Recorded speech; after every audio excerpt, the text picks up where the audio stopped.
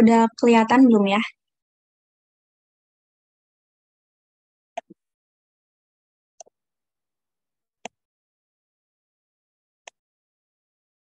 Oke. Sebelumnya kenalin, nama aku Fuka. Aku sekarang kuliah di IPB, jurusan Teknologi Pangan. Mungkin agak dicepetin aja ya, biar materinya cepat selesai. Soalnya takut nggak keburu. Jadi hari ini tuh kita mau belajar tentang sistem sirkulasi manusia. Cuma kita akan fokusnya ke sistem peredaran darah, karena kan sistem sirkulasi manusia ada sistem limfatik juga. Ini beberapa subtopik yang bakal kita pelajarin. Kita langsung aja ya ke subtopik pertama. Ada tentang pengertian dan fungsi. Jadi, sistem peredaran darah itu apa sih gitu kan? Jadi, sistem peredaran darah itu terdiri dari jantung, pembuluh darah, sama darah. Dia itu bertugas untuk menyalurkan zat-zat. Jadi, si darahnya itu bakal nyalurin kayak oksigen, nutrisi, dan lain-lainnya. Nah, dia itu punya dua sifat, yaitu tertutup sama ganda. Tertutup itu berarti dia melalui pembuluh. Jadi, kan ada pembuluh darah, darahnya itu lewat di dalam pembuluhnya, enggak di ruang terbuka si tubuh gitu. Terus ganda itu berarti satu perputaran darahnya itu ngelewatin jantung selama 2 kali. Fungsinya itu dia bisa ngebawa oksigen, nutrisi, karbon dioksida gitu. Terus dia juga bawa zat sisa hasil metabolisme, terus bawa hormon, ngelawan infeksi, nyimbangin pH sama suhu, sama membantu pemulihan luka. Kita masuk ke organnya. Nah, organ yang pertama itu ada jantung. Jantung itu fungsinya buat pompa darah. Dia itu letaknya ada di sebelah kiri atas dada kita gitu. Nah, dia itu kalau kita pegang dada kiri kan suka ada detakan gitu kan. Nah, itu detak jantung. Nah, karena jantung itu berdetak, maka dia itu harus dilapisin sama lapisan namanya perikardium. Lapisan perikardium itu fungsinya buat ngelindungin dari gesekan. Jadinya pas dia detak dan gesekan sama organ tubuh lainnya, dia nggak akan luka gitu. Terus dia bisa berdenyut karena adanya gerakan kontraksi sama relaksasi. Nah, satu siklus denyutnya itu satu kontraksi sama satu relaksasi. Di sini ada gambar dari jantungnya. Buat penjelasannya sebenarnya ada di slide selanjutnya. Cuma biar gampang jadinya aku lewat sini ya ngejelasinnya. Jadi yang pertama itu apa ya? Jantung itu bisa bagiannya dibagi lagi gitu, dikelompokin jadi 3 kelompok. Ada ruang, ada sekat, sama ada pembuluh lanjut. Nah, ruangnya itu ada yang pertama namanya atrium kanan. Atrium kanan ini fungsinya buat menerima darah dari seluruh tubuh. Nah, terus habis itu ada atrium kiri. Ini tuh buat nerima darah setelah darah dari paru-paru. Terus ada juga ventrikel kanan yang buat mompa darah ke paru-paru dan ventrikel kiri yang buat mompa darah ke seluruh tubuh. Nah, buat mompanya itu jadi dia itu butuh tekanan gitu kan, biar si darahnya bisa ngalir. Nah, tekanannya itu didapat dari kontraksi si ototnya nih. Ototnya tuh yang bagian sini. Nah, buat ototnya, yang sebelah kiri itu lebih tebal dari yang kanan. Kenapa? Karena yang sebelah kiri itu buat ke seluruh tubuh. Jadi tekanannya harus lebih besar daripada yang kanan yang cuma ke paru-paru. Gitu. Nanti mungkin PPT-nya bisa aku share aja ya sambil teman-teman baca. Soalnya waktunya mepet. Habis jantung ada pembuluh darah. Pembuluh darah itu ada 3 jenis. Ada arteri, ada vena, ada kapiler. Nah, arteri itu yang dari jantung ke tempat lainnya gitu. Vena yang ke arah jantung. Sebenarnya secara struktur arteri sama vena itu sama. Terdiri dari dinding sama ruang dalamnya. Dindingnya itu namanya tunika. Kalau ruang dalamnya namanya lumen gitu. Cuma perbedaan dari arteri sama vena, di vena itu ada katupnya. Sedangkan kalau di arteri nggak ada katupnya. Nah, Terus habis itu ada pembuluh darah kapiler. Pembuluh darah kapiler itu kayak pertemuan antara arteri sama vena itu. Dia itu jadi tempat difusi zat, makanya dia itu harus tipis dan berpori biar oksigen sama karbon dioksidanya bisa tukeran. Ini secara umum ya perbedaan arteri sama vena. Dari dinding pembuluhnya arteri itu tebal, kalau vena tipis. Kenapa arteri tebal? Karena kan tadi tekanan dari jantungnya lebih besar ya. Nah, dia itu harus tebal supaya nggak gampang robek pas kena sama aliran darahnya. Nah, buat aliran darahnya, arteri itu yang dari jantung, vena itu yang menuju jantung. Terus letaknya kalau arteri itu lebih di dalam daripada vena. Jadi kalau misalkan di pergelangan tangan kita, kita bisa ngelihat kayak ada pembuluh darah gitu, itu tuh vena, bukan arteri. Terus habis itu, kalau luka, arteri itu darahnya memancar, sedangkan kalau vena itu menetes. Kenapa? Karena tadi si vena itu punya katup-katup. Jadi aliran darahnya itu kalau misalkan ada bagian lukanya, dia bakal ketutup dulu, nggak langsung kemana-mana gitu. Terus buat denyutnya itu kalau arteri kencang gitu, kalau vena enggak. Terus katupnya tadi arteri satu banyak, makanya menyebabkan lukanya memancar sama netes. Terus darahnya itu kalau arteri kayak akan O2, kalau vena CO2, kecuali yang arteri pulmonalis sama vena pulmonalis.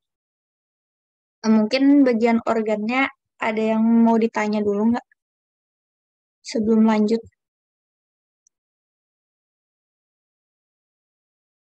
Oh ya, aku ngejelasinnya kecepatan nggak ya?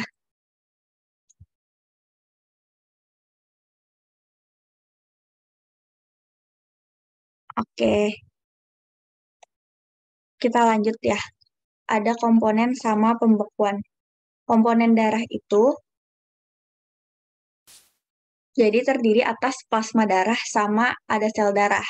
Nih. Nah, kita bahas dari plasma dulu. Plasma itu 55% dari keseluruhan darah. Ini plasma, ini darah. Terus habis itu, si plasma itu dari 55% darahnya itu, komponen plasmanya sendiri 90%-nya air, 10%-nya protein. Nah, protein dari plasma itu ada macam-macam, ada albumin, globulin, fibrinogen, terus antibodi juga termasuk protein, terus ada juga nutrisi sama sisa metabolisme itu komponen plasma. Fungsinya itu ngatur tekanan osmotik, nyalurin nutrisi, membawa zat hasil metabolisme sama menyalurkan hormon. Tuh. Terus ada eritrosit. Eritrosit itu bisa juga disebut sel darah merah. Nih, bentuknya itu bikonkav. Bisa dilihat di yang ini mungkin ya. Kayak ada cekungannya gitu. Dia nggak punya inti sel, jadi dia nggak bisa hidup panjang-panjang banget. Masa hidupnya cuma 120 hari. Dia itu jadi kalau udah 120 hari, bakal dibawa ke hati dan dirombak jadi empedu gitu. Nah, dia itu bisa warna merah karena ada namanya hemoglobin. Hemoglobin itu terbentuk dari zat protein globin sama zat non-protein hemin gitu. Nah, nantinya dia itu si hemoglobin bakal mengikat oksigen sama karbon dioksida. Kalau berikatan sama oksigen namanya jadi oksihemoglobin. Kalau berikatan sama karbon dioksida jadi karbaminohemoglobin. Tuh. Terus kadar eritrosit itu kalau di laki-laki itu lebih banyak dari wanita. Laki-laki itu sekitar 5 jutaan, kalau wanita itu sekitar 4 jutaan. Nah, orang tua punya eritrosit lebih banyak juga. Terus orang yang tinggal di dataran tinggi punya eritrosit lebih banyak daripada yang di dataran rendah. Kenapa kayak gitu? Karena di dataran tinggi itu apa ya kadar oksigen itu semakin tinggi tempatnya bakal semakin rendah. Nah, karena kadar oksigennya rendah, jadinya sekali nafas tuh kayak lebih sedikit gitu, sehingga harus lebih banyak gitu hemoglobinnya, biar oksigen yang masuk ke dalam tubuh juga lebih banyak gitu, sesuai kebutuhan. Terus kita lanjut ke leukosit atau sel darah putih. Jadi sel darah putih itu sebenarnya nggak benar-benar warna putih, cuma dia itu nggak berwarna atau bening. Dia punya inti sel, dia itu fungsinya lebih ke sistem imun gitu, sistem imun. Jadi dia ngelawan penyakit sama ngelindungi tubuh. Nah, dia itu bisa tembus kapiler, jadi keluar dari pembuluh. Terus masa hidupnya 12 hari, dibentuknya di sumsum tulang belakang. Nah, leukosit ini kebagi jadi dua, ada leukosit granulosit sama agranulosit. Leukosit granulosit itu yang bergranula. Kalau di gambarnya tuh yang kayak titik-titik, itu namanya granula. Tuh. Terus agranulosit itu yang nggak bergranula. Granulosit itu kebagi jadi tiga, ada neutrofil, eosinofil, sama basofil. Maksudnya ada tiga jenis di granulosit. Terus, mas, terus yang agranulosit itu ada tiga jenis juga. Cuma limfositnya ada limfosit B, limfosit T. Sebenarnya kalau tentang jenis-jenis leukosit ini lebih dibahas di sistem imun. Cuma yang biasanya soal keluar tuh paling ini yang basofil, dia itu punya histamin. Histamin itu buat ngelawan alergi gitu. Terus fagositosis kayak di neutrofil itu berarti dia itu bisa makan zat asing yang bentuknya padat gitu. Lebih lanjutnya dibahas di sistem imun sih. Terus ada trombosit. Trombosit itu keping darah. Trombosit itu keping darah, dia itu nggak punya inti sel. Nah, dia itu usianya 5-9 hari. Itu dibentuknya di sumsum tulang. Fungsinya dalam pembekuan darah. Gimana sih perannya gitu kan? Nah, ini perannya. Jadi, nanti ketika kita luka gitu kan ada bagian pembuluh darah yang robek kan berarti. Nah, di bagian robeknya itu nanti si trombositnya itu bakal nempel. Nah, ketika dia nempel, dia itu akan pecah gitu. Nah, pas pecah dia menghasilkan yang namanya trombokinase. Nah, nanti si trombokinase ini memiliki peran untuk merubah protrombin protrombin menjadi trombin. Nah, untuk pengubahan protrombin menjadi trombin ini nantinya akan dibantu dengan vitamin K dan juga ion Ca2+. Nah, nantinya si trombin ini akan mengubah fibrinogen menjadi benang-benang fibrin. Si benang-benang fibrin ini nantinya bakal kayak nyatu gitu, jadi kayak kasa alami dari tubuh gitu. Jadi kan udah nyatu terus ketutup deh sama satuan dari benang-benang fibrinnya gitu. Terus ke mekanisme. Mungkin ada yang mau ditanya dulu.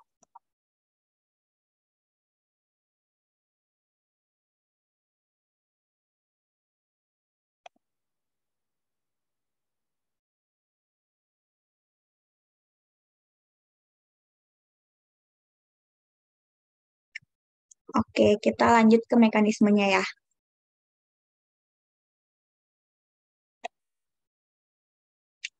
Nah, buat mekanisme peredaran darah itu ada peredaran darah kecil sama peredaran darah besar. Nah, peredaran darah kecil itu yang ke paru-paru, kalau peredaran darah besar itu yang ke seluruh tubuh. Nah, untuk mekanismenya, jadi peredaran darah kecil itu dimulainya dari bilik kanan. Di sini nih. Dari sini, bilik kanan, terus dia itu bakal ngarah ke paru-paru. Ke paru-parunya lewat arteri pulmonalis. Nah, terus nanti masuk ke paru-paru. Di paru-paru itu nantinya dia bakal nuker karbon dioksida jadi oksigen. Lebih tepatnya di bagian alveolus, karena di alveolus itu banyak kapiler. Nah, terus nanti dari paru-paru, dia itu akan balik lagi ke jantung. Balik ke jantungnya itu lewat vena pulmonalis, lewat sini. Terus habis itu diterima sama serambi kiri, gitu. Terus kalau udah masuk serambi kiri, dia bakal ngelewatin peredaran darah besar, terus balik lagi ke awal, gitu. Nah, untuk peredaran darah besarnya,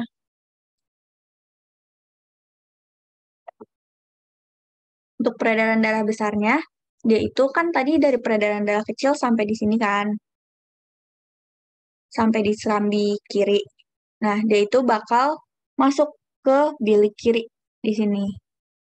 Dia bakal masuk ke bilik kiri, terus habis itu dipompa ngelewatin aorta. Dari aorta itu nanti aorta punya dua cabang, ada yang ke bagian atas tubuh sama ke bagian bawah tubuh. Terus habis itu di bagian tubuhnya itu bakal ngelewatin kapiler juga. Nah, cuma kapiler di sini ngubahnya dari oksigen jadi karbon dioksida itu. Nah, di sini bakal balik lagi habis dari tubuh, lewatin namanya vena cava. Vena cava itu juga kebagi jadi dua, ada yang dari atas tubuh sama ada yang dari bawah tubuh. Yang dari atas itu namanya vena cava anterior atau superior gitu. Kalau yang dari bawah itu posterior.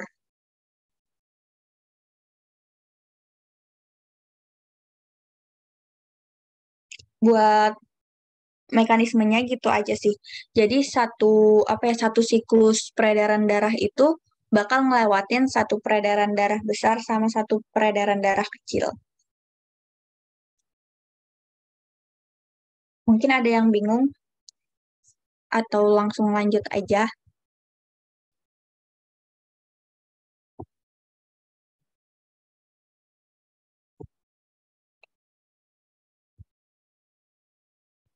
Oke,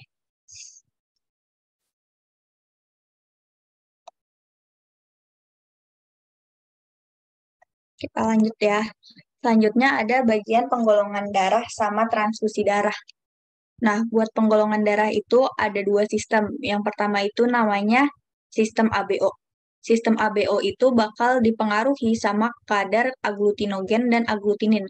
Agglutinogen itu antigen yang menempel pada eritrosit. Kalau agglutinin itu yang ada di plasma darah gitu. Nah, si agglutinin ini kalau misalkan kena ke agglutinogen yang nggak tepat, itu bakal bereaksi. Nah, reaksinya itu penggumpalan darah atau bisa disebut juga aglutinasi. Nah, buat di tiap golongan darahnya, eh, jadi kalau golongan darah A itu punya aglutinogennya A, aglutininnya beta. Kalau B itu aglutinogennya B, aglutininnya alfa. Nah, kalau AB dia punya aglutinogen tapi nggak punya aglutinin. Kalau O kebalikannya dari AB itu. Nah, gimana cara taunya? Cara taunya itu dari eh, diuji kan suka ambil darah gitu kan kalau di rumah sakit. Nah, habis diambil darah itu tuh bisa dipakein serum gitu. Serumnya diambil dari plasma darah. Jadi kalau misalkan dia dikasih ini daratan sini serum A nih. Kalau misalkan dia dikasih serum A terus dia menggumpal, berarti kan dia yang punyanya itu eh, dia itu berarti punya aglutinogen A gitu. Jadi yang punya aglutinogen A kan A sama AB. Nah, berarti mereka menggumpal. Kalau yang B sama yang O, karena dia nggak punya aglutinogen A, dia nggak menggumpal. Sebaliknya, kalau serum B itu, berarti dia yang punya aglutinogen B. Tuh, kalau yang ini itu deretan serum eh, alfa sama beta gitu. Nah, kalau O, kan dia nggak punya aglutinogen kan. Berarti nggak ada yang bisa menggumpal ketika kena serum gitu. Makanya di sini nggak terjadi penggumpalan sama sekali.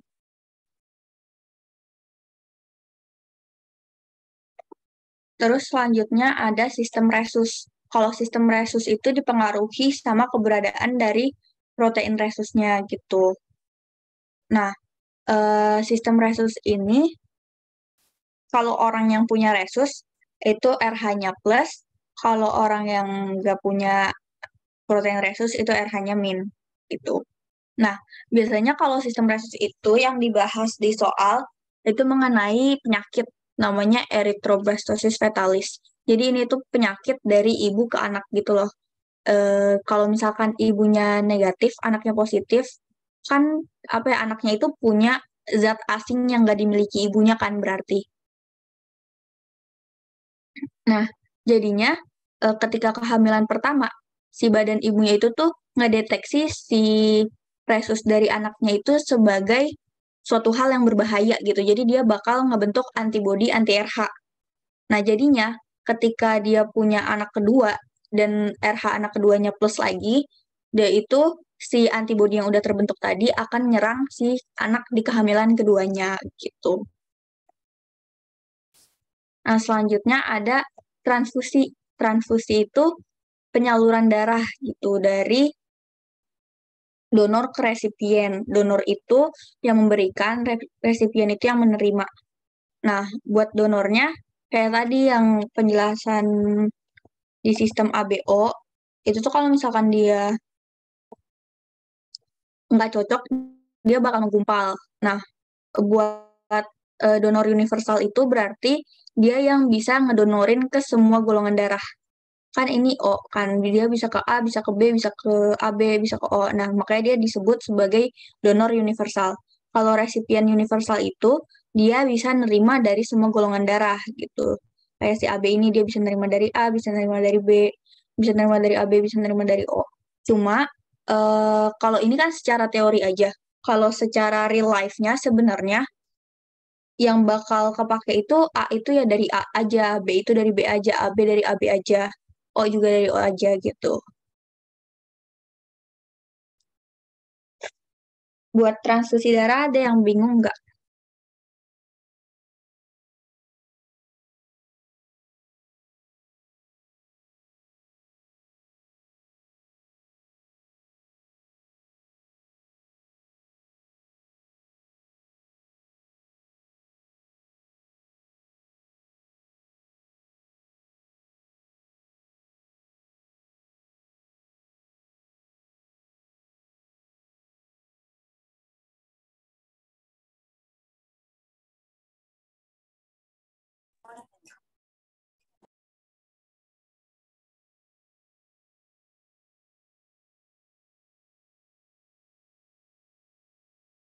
Kalau nggak ada yang bingung, kita lanjut aja ya.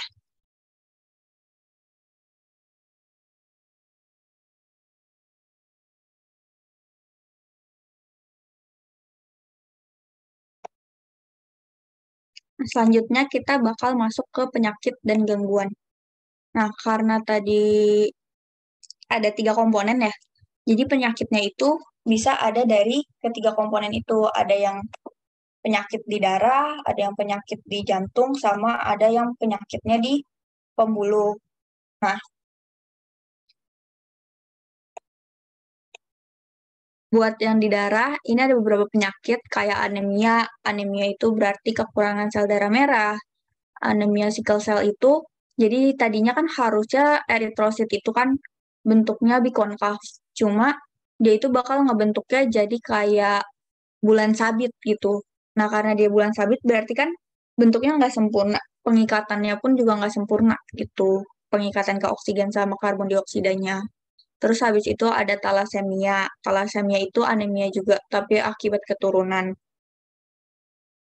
Terus ada hemofilia, darahnya itu sulit membeku. Jadi kalau sekalinya luka, dia tuh bakal banyak gitu keluarnya. Terus leukemia. Leukemia itu leukositnya berlebihan, kanker darah. Terus ada juga leukopenia. Leukopenia itu leukositnya kurang. Terus trombositopenia, trombositnya rendah atau kurang. Agranulositosis itu menurunnya daya tahan tubuh terhadap penyakit. Kenapa dia bisa menurun? Karena produksi leukositnya itu produksi ya leukositnya itu tuh nggak sesuai sama yang dibutuhkan gitu kan. Si leukosit berperan buat sistem imun. Nah, karena sistem imunnya kurang jadinya daya tahan tubuhnya juga lemah. Terus ada erythroblastoses fetalis yang tadi gitu. Terus buat pada jantung, ini ada gagal jantung. Gagal jantung itu pecah kapiler yang ke arah jantung gitu.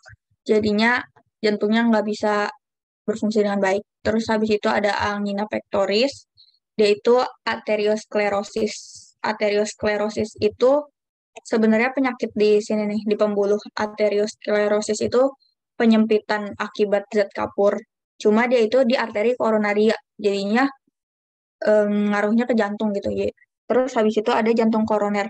Kalau jantung koroner itu kayak angina pectoris, cuma dia itu aterosklerosis. Nah, buat aterosklerosisnya ada di pembuluh sini. Penyempitan akibat lemak gitu. Terus hipotensi. Hipotensi itu tekanan darahnya kurang dari normal. Kalau hipertensi, tekanan darahnya lebih dari normal.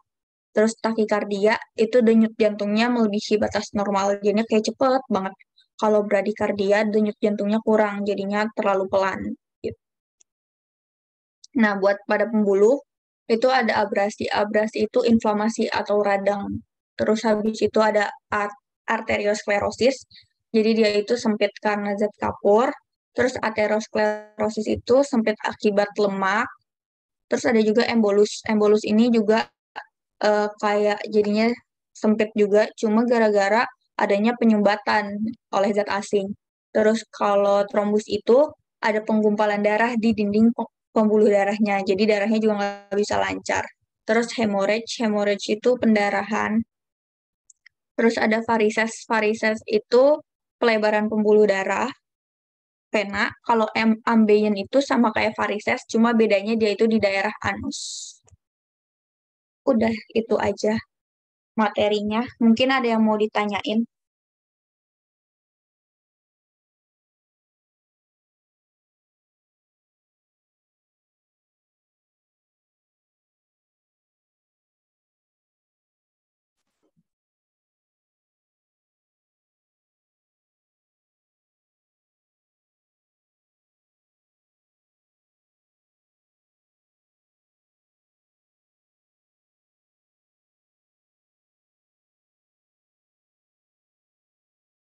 Aku jawab dari yang pertanyaannya Vito dulu ya.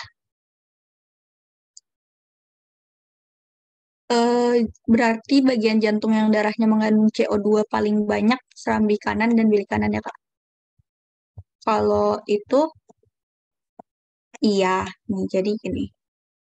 Nih, kalau yang di serambi kanan bilik kanan itu kandungan CO2-nya banyak karena dia itu CO2-nya bakal